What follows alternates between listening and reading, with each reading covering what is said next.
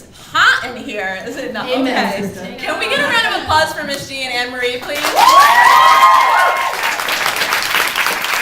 Thank you guys so much, not only for, I'm afraid this is going to move in my face again, not only for bringing me here, but for putting me up in a hotel room, the Teen Queen hotel room, which has wallpaper pictures of Ralph Macchio and a teenage Matt Dillon to watch me as I sleep. So it's very, very exciting.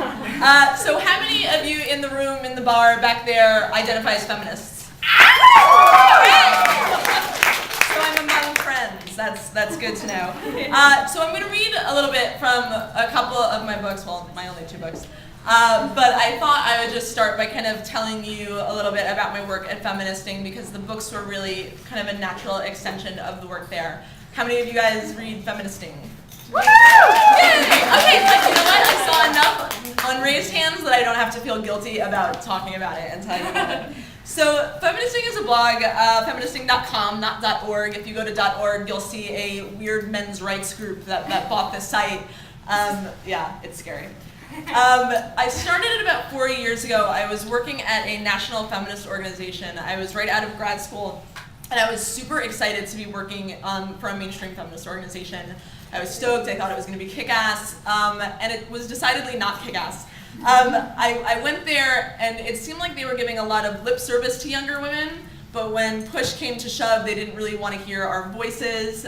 Whenever there was a conference or a photo opportunity, all the young women were kind of ushered to the front of the room, all the women of color were ushered to the front of the room. It was like, look at our diversity. And then when we went back to work, we were asked to make copies and go get coffee.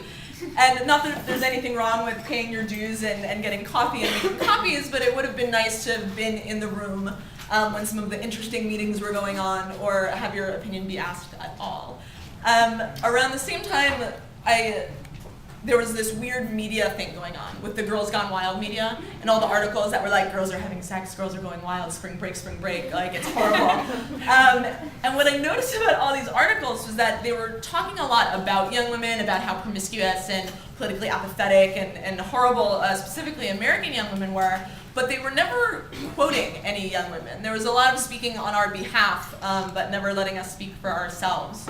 So my boss at the time had a blog called Liberal Oasis, and I didn't know anything about websites or blogs, and he kind of just pushed me to start it. And I remember at the time doing a Google search for young feminist, and the first thing that came up was a Now page, a page from Now from 1995, which was insane to me, because I knew that there was so much young feminist activism going on, but it wasn't necessarily being represented online. So I think to a certain degree, we lucked out because we filled a gap, and I think there were probably a lot of people and young women who were looking for feminism online and found us. So if you don't know Feministing, what we try to do a couple of main things. We try to cover mainstream news in a feminist way. So for example, something that's kind of big on cable news is always reporting on like pregnant women gone missing. Right? And it was like, pregnant women gone missing, Lacey Peterson and all these people. But what was missing, we noticed, and we started to blog on, was any mention of domestic violence, or the fact that the #1 cause of death for pregnant women is homicide by their partners. So we try to hold mainstream news accountable through a feminist lens.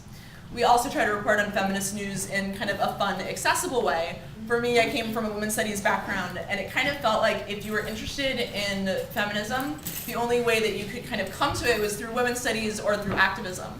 And if you weren't involved in those things, there was really no way for you to find a foray into feminism. And obviously building an online community for feminists, young and old, not only through our comment section, but now more recently we're doing stuff partnering with organizations, lending them the site, trying to give them a forum to talk about their work.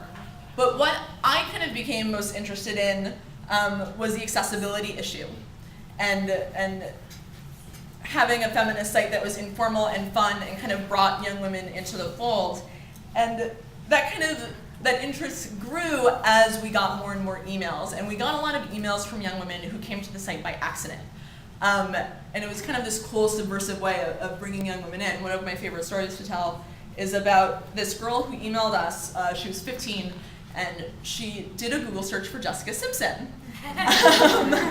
And she ended up on Feministing because we had written a post about Jessica Simpson and her creepy dad. And about how she took a virginity pledge to him, and he talks about her boobs and all sorts of inappropriate stuff.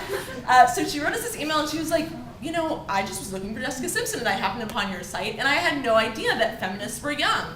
I thought that feminists had hairy legs, and I thought that feminists hated men.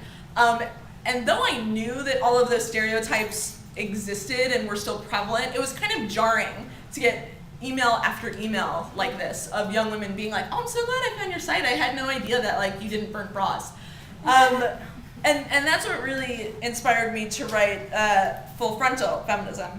I wanted to write something that was kind of informal and fun, and that anyone who, you know, any level of education, someone with any level of political engagement could kind of pick up and relate to.